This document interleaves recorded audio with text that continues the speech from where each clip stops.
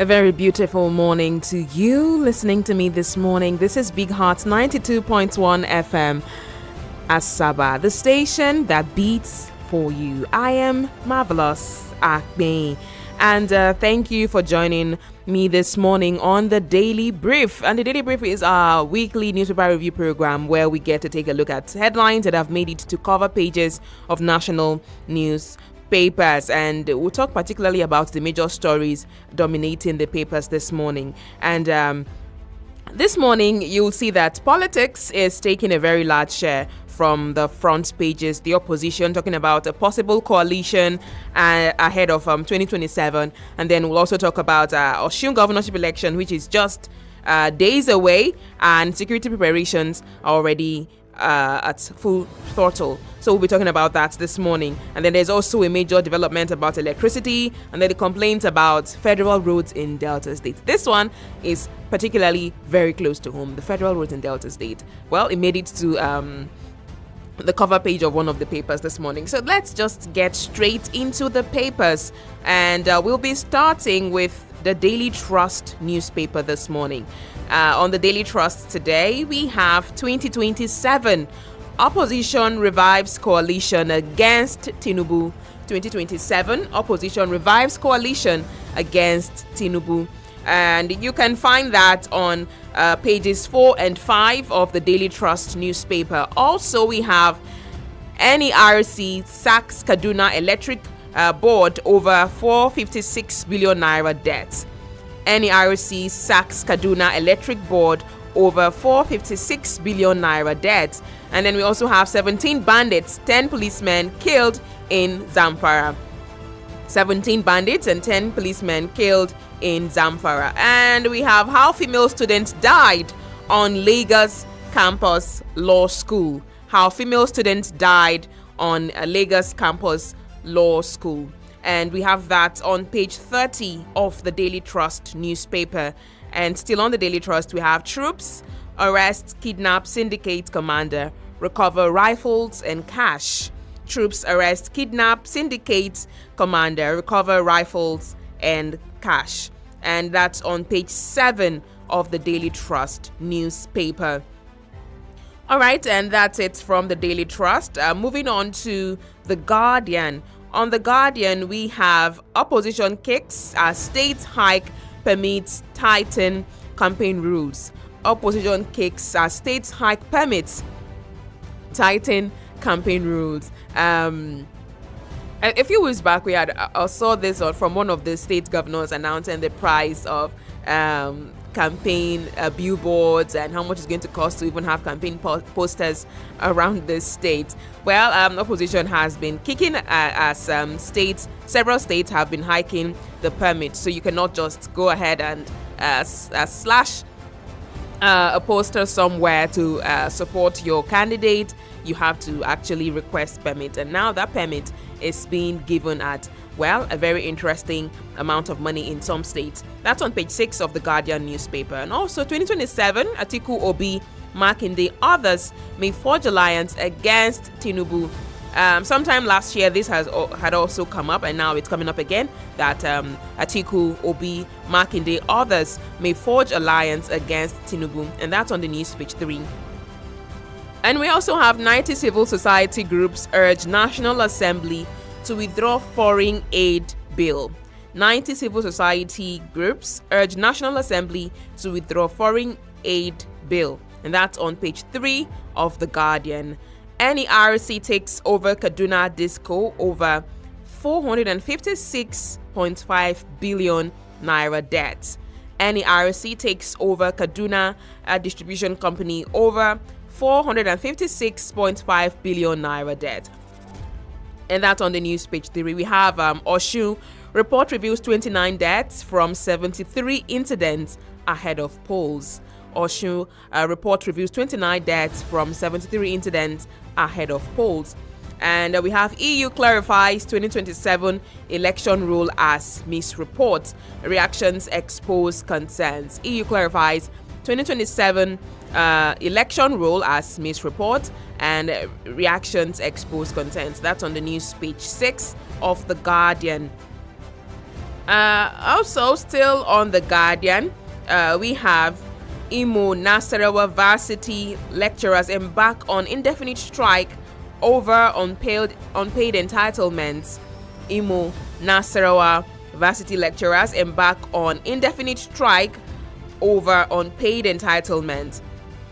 And then we also have recapitalization. Federal government wades into dispute, suspends NICOM's 680 million naira fee.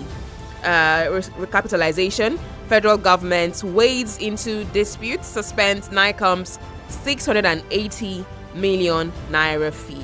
All right, and that's it on The Guardian this morning. Let's move on to The Punch.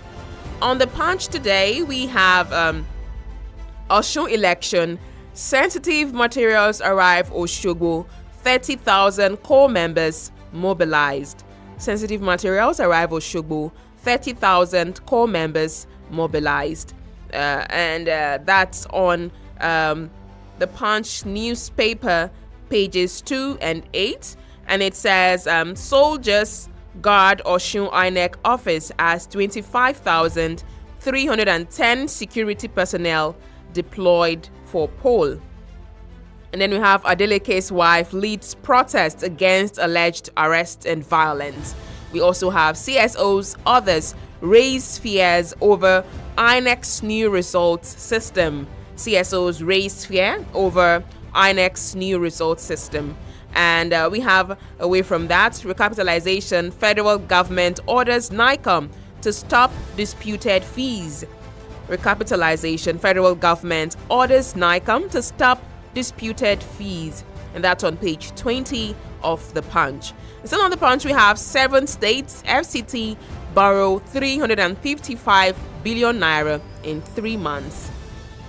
7 states, including the FCT, borrow 355 billion naira in 3 months. And that's on page 19 of The Punch newspaper. And still on, we have visa processing shift won't affect Abuja embassy operations. Visa processing shift won't affect Abuja embassy operations. That's coming from the US. And then it's on page 7 of The Punch. We have Atiku Aregbesola woo Osun voters, say ADC will restore Awolowo's legacy.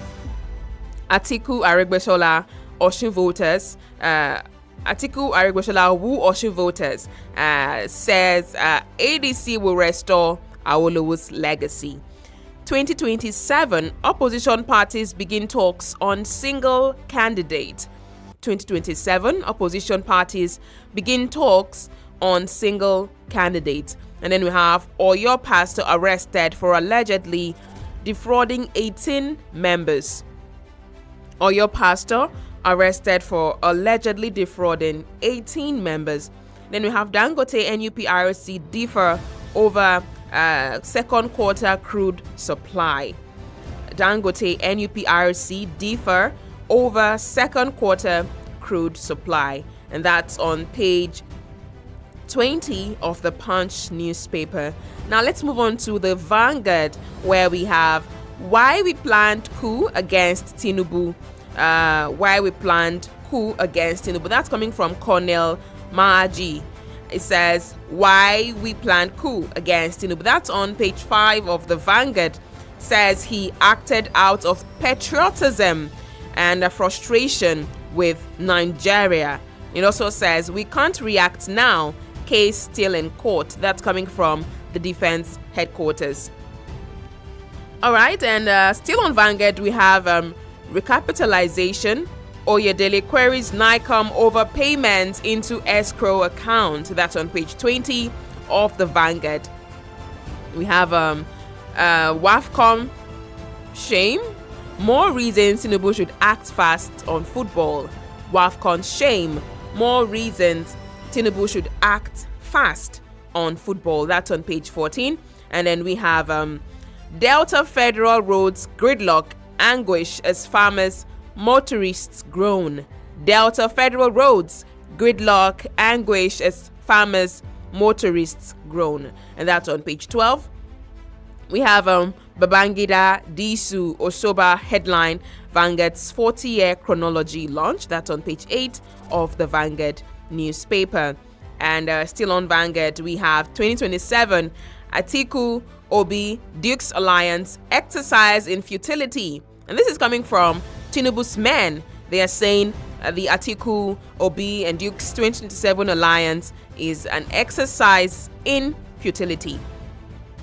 We have Burkina Faso, Mali, Niger alliance slams Tinubu over insecurity remarks. Burkina Faso, Mali, Niger alliance slams Tinubu over insecurity remarks. That's on page 9. And we have Nigerians not feeling impact of increased allocations.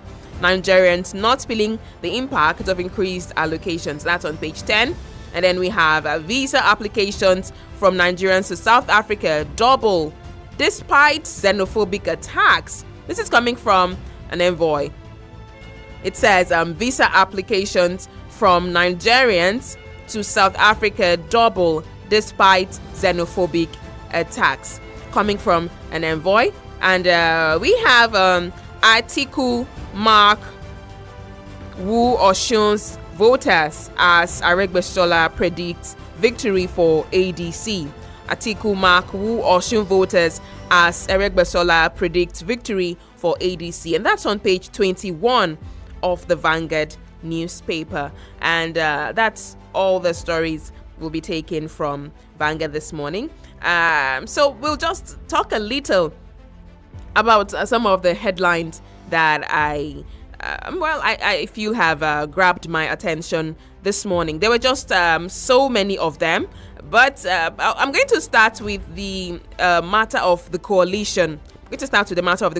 So we had on The Guardian saying 2027 Atiku Obi, Makinde, others may forge coalition against Tinubu. And then the Daily Trust also had 2027 opposition revives coalition against Tinubu.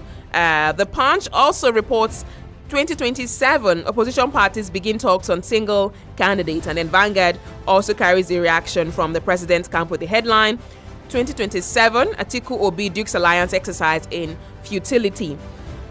So clearly this political discussion has moved beyond normal opposition parties. Now they are looking towards a coalition. Now it's about whether these several opposition forces would they be able to work together around a common candidate, and who's going to be that common candidate. The idea of a coalition in politics, it's not new, it's always been here. But what makes this one particularly interesting is the number of political personalities that these groups are mentioning.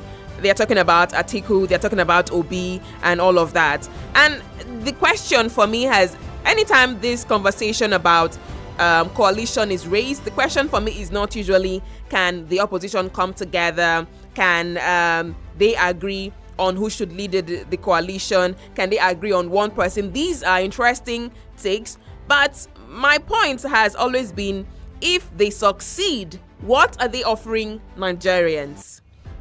Right?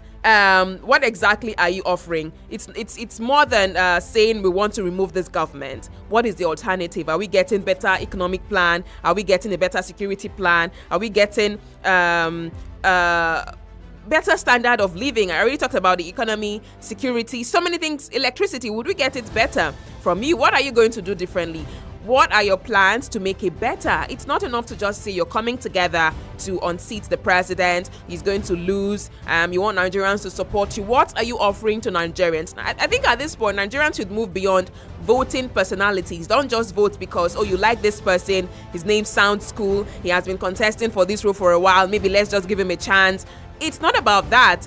That person you intend to give a chance, what are they offering you? Do they promise to make your lives better? Do they promise to make the economy better? These are the bigger conversations that we should be having, because elections should ultimately be about choices, policies, and the performance of the person that you're choosing, not just about their personality. Okay? So we would expect more of these talks to get louder as the election draws closer. Also, talking about the Oshun election. We had reports that sensitive materials arrived at Oshogbo, and 30,000 core members have been mobilized. And elections are supposed to be democratic. Okay, I want this election to be an election where it feels like a win for the people, not just a win for the political party. Their supporters need to understand that election is not war. So we are hoping that it will be violence free, it will be rigging free, it will be malpractice free. It will just be a free and fair election that at the end of the day, the people would actually know that their votes do count and that it is their choice that has been voted. That's what a democracy and election is supposed to be like. It should be a win for the people of Osun State. All right. So yes, we talked about the matter of the federal roads in Delta State, how they've not received attention for a while now. Traveling from one town to the other across several parts of Delta State, you would see roads in terrible condition. I don't even want to go far. Let's just talk about the Ugbolu Ila road that's just around us here. We all know the state that road is in, and that's a road that connects farmers to market people to final consumers. A whole lot of people are complaining about this road and several others around the state. We just hope that the right channel, the right people who are supposed to focus on this end up focusing on this. And then we also talk about the road just let's say from Asaba, you're heading towards Benin. We all know the state that road is in right now, and you could even spend hours on the road on a busy day because there's just so many bad portions everyone's supposed to avoid, and it's just it's now so hectic traveling just within Delta State alone. Something has to be done about this. Okay, well, this is as much as we'll be taking on the Daily Brief this morning. Thank you so much once again for always making this show a part of your morning routine. I'll be back here again tomorrow, same time and same station. It's been Marvellous Akpenyi. Keep listening to Bigheart 92.1 FM, the only station that beats for you.